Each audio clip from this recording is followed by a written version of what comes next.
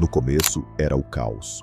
Não havia luz e também as trevas não existiam. Era o nada, o vazio total. Nele o grande espírito existia sem consciência de sua própria existência. Não havia o tempo, não havia o amor, não havia nada. Mas a não consciência do grande espírito não impedia sua existência, mergulhada em sono eterno, sono que pulsava em cadências de expansão e recolhimento. E este movimento milenar começou a organizar o caos em ondas de energia. E passou a existir a consciência dessa energia. No caos, no nada, o grande espírito conheceu sua própria existência e sentiu o impulso de projetar-se pelo espaço infinito, de abrir suas imensas asas e limitar nelas o universo então vazio. E começou a vibrar. À medida que se expandia através do caos, ia deixando impressa a possibilidade da existência. A consciência da existência fez vibrar o caos com intenção.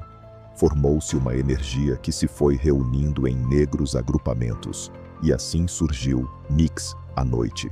E ela tornou-se a existência das trevas superiores, envolvendo-as com seu manto negro. Junto com Nyx surgiu seu irmão, Erebo, as trevas infernais, inferiores. E os dois irmãos, unidos, mas tão opostos, coexistiram no seio do caos. E assim foi que no universo, antes vazio, passaram a existir os irmãos sombrios, Nyx e Erebo, unidos pela própria escuridão. Nyx e Erebo, tensionados em si mesmos, explodiram em luz, e depois desta explosão, numa lentidão que só acontece fora do tempo, Erebo mergulhou para sempre nas profundezas infernais, e Nyx, solta no caos agora cheio de luz, começou a encurvar-se até transformar-se numa esfera, que começou a vibrar, procurando expandir-se ainda mais. Estavam criadas a luz e as trevas. Luz e trevas eram a consciência dualizada. Eram o mais e o menos, o positivo e o negativo. Eram luz e eram trevas. Nyx pulsava e se expandia, mergulhada na luz, e teve a consciência de que a luz era o oposto que a complementava.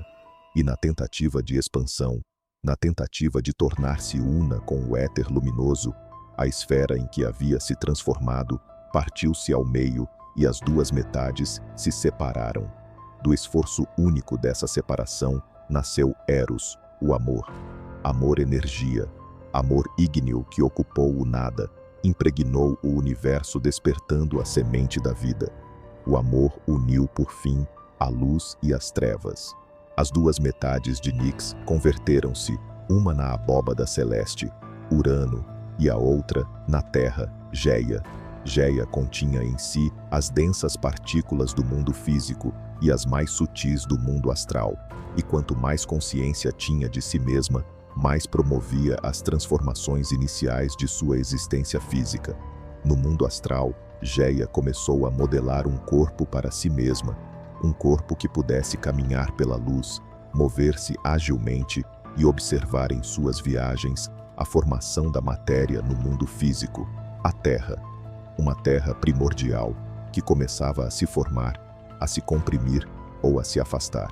Um dia Geia olhou para cima e viu Urano, o firmamento que se expandia pela eternidade, e viu que também Urano tinha para si um corpo astral, leve, que se destacava de toda aquela energia etérea e flutuava na imensidão. Urano e Geia, em seus corpos sutis que vagavam pelos mundos também sutis, aproximaram-se e amaram-se, e Geia, mulher, encheu-se de doçura e submissão, e aconchegou-se nos braços de Urano, que a fecundou.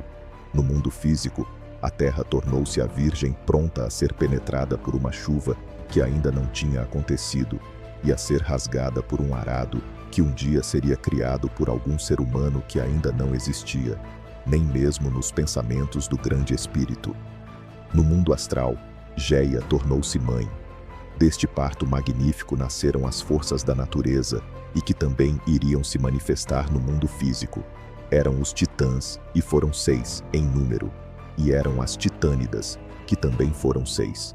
Aos titãs, Geia chamou de Oceano, Crios, Céus, Hiperion, Japeto e Cronos. e as titânidas chamaram-se Teia, Rea, Temis, Mnemósina, Febe e Tétis. Oceano era o espírito da água. Ao nascer, projetou-se como uma serpente imensa pelos mundos sutis, criando forças, concentrando em si todas as potestades marítimas, e então lançou-se no mundo físico, que se encheu pela primeira vez de uma umidade que crescia, que o impregnava em todos os recantos mais íntimos do seu ser material, que aumentava, que crescia, que se transformava nas águas que transbordavam em todo o mundo físico. Era o poder masculino que logo procurou unir-se a um oposto feminino para criar, e encontrou sua irmã Tétis, o espírito feminino das águas, que ao toque de oceano tornou-se a mãe dos rios, das fontes, das nascentes e dos riachos, e deles começou a cuidar com veneração. Hiperion era o espírito do fogo, era o fogo astral. Estendeu pelos mundos sutis seus longos braços ígneos e encontrou sua irmã Teia, a divina, e dessa união nasceram Hélio, o sol, Selene, a lua, e Eos, a aurora. Hélio tomou uma forma astral de grande beleza, a cabeça cercada de raios, e percorria os céus num carro de fogo levado por 4 cavalos. Pela manhã, Hélio erguia-se no firmamento e cruzava os céus, e à noite curvava-se no horizonte, para que seus cavalos pudessem beber da água que banhava a terra. Neste momento, sua irmã Selene tomava seu lugar nos céus num carro de prata e atirava beijos luminosos que cintilavam na escuridão. Eos, a aurora, a deusa dos dedos cor-de-rosa, tomou para si a função de abrir as portas dos céus ao carro de Hélio, descerrando as pálpebras do dia e levando em sua urna o orvalho matinal que espargia pelos 4 cantos do mundo. Crios era o frio. Eram as noites sem dia em que Hélio, demorando-se no leito de suas esposas, não atrelava seus cavalos de fogo e deixava que descansassem nas estrebarias ocultas pela noite. Céus, em sua bela forma astral de um azul translúcido, debruçou-se sobre o mundo, tornando-se seu eterno observador. Uniu-se a Febe, a brilhante, e ambos movimentavam as etéreas camadas de ar que se formavam acima de Géia, a terra.